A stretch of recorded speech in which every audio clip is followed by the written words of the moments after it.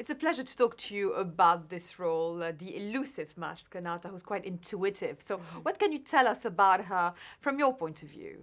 Well, I can't tell you much except for she is a pirate and she's lived for a long time, which of course means that she has experience and she owns a bar. So she's had a colorful past.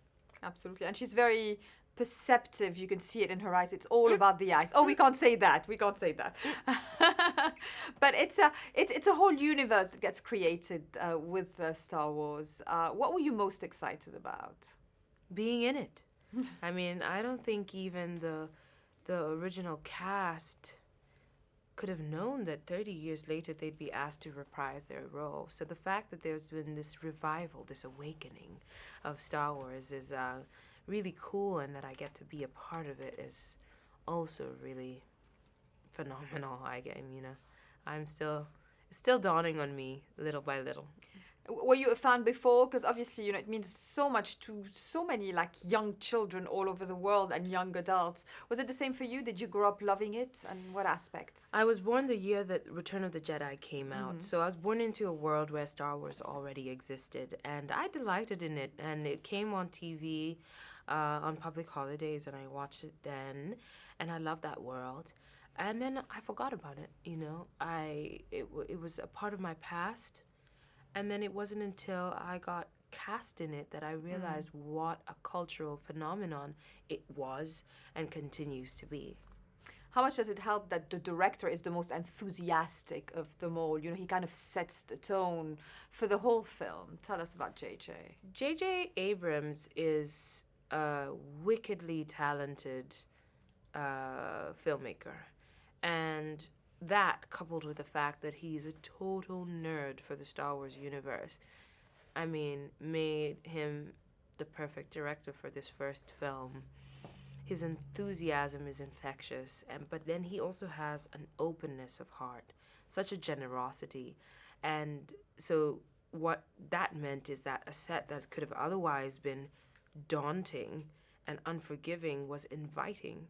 And it felt like family, to come on set and know we all have our role to play and we play it. And the only way it works is if we're all playing our roles. And I think he really did create a beautiful culture of making Star Wars. Yeah, absolutely. And he recreated a world that is so believable to me on screen, Right. and relatable. Did it also feel like that when you stepped on a set, you were on a Star Wars atmosphere? Yeah, I remember the first time I stepped on an exterior set, I was like, I couldn't believe how foreign it felt. I really felt like I was in another world. And it was a world that I recognized at the same time. It was that Star Wars world. And the detail, the attention to detail was just mesmerizing. And yeah, I felt dwarfed by it, and also kind of like titillated by the idea that, I get to walk these steps and be a part of this story. Absolutely. Well, there was Iceland, there was Abu Dhabi, there was Pinewood, there was Ireland. Where did you spend your time? In England. Yeah. And how was, Pinewood being an iconic studio in itself, how was being there? It was cool. It was really cool to be involved in this film in a place that has such a legacy with this film and with this world, this story. And yeah, that's all I can say about that. It was really cool. There's the entertainment element of what the Star Wars legacy is, but there's also so many themes about it. Which ones resonate the most with you? The forces of good and evil, people living together from different ethnicities, etc. It's such a world of, of fascination to me. Well, this is the ultimate diversity film. From the very beginning, you have droids and all sorts of aliens and creatures and animals all living together and working together, fighting each other. That all sorts of languages and everything, and I just relished in all of that.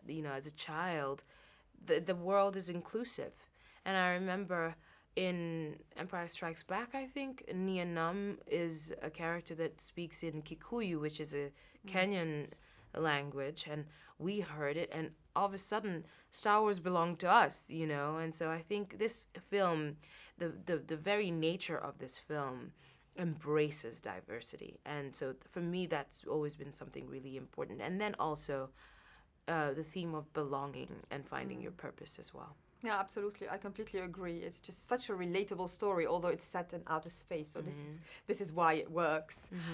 Is there a way to describe how big those films are and those premieres and the fan following? And is it overwhelming? It's madness. Madness. Yeah, I think that's a good way to put it. So you at the moment, have you been choosy since the Oscar or accepting all the opportunities that you find interesting? How does one map up their career after such a big success? Well, I don't think you can map as an actor because it's really experience by experience. But I do dream and I do set intentions and I do follow my gut, and that's what I've done. Do you follow the films also? I mean, obviously award season is upon us again. The films that are nominated, do you have any favorites? Do you follow the films? Do you know, I have not had time to watch films.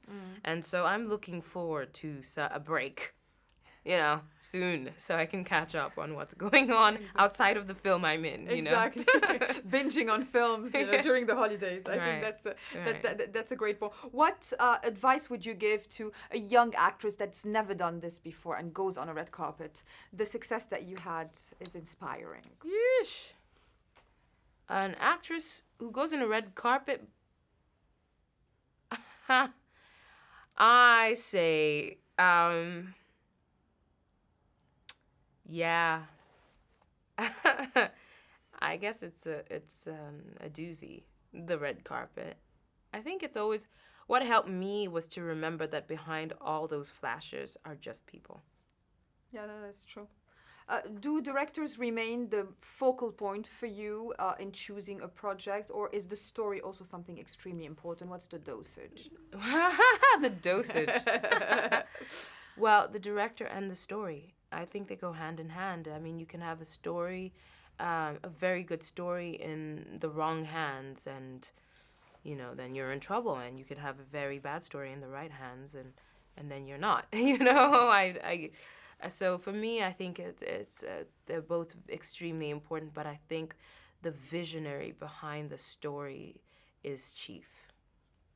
True. And finally, are you looking forward to seeing Star Wars again in a cinema with people around you who are excited by it? Who are you going to take to see? You know, I've seen it 3 times.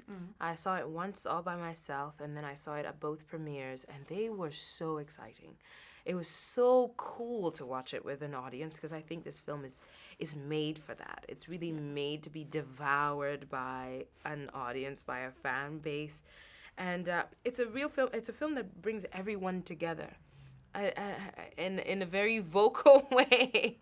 At least that's the case with this film. And I've thoroughly enjoyed those experiences. I think I'm done. I'm going to see it again with my little nephews in the next few days. Then maybe 3 times, me too. 3 is good. Yeah. Thank you so much, Yeah, Lupita. Good to see you. Good to Cheers. see Thank you. Have a lovely day.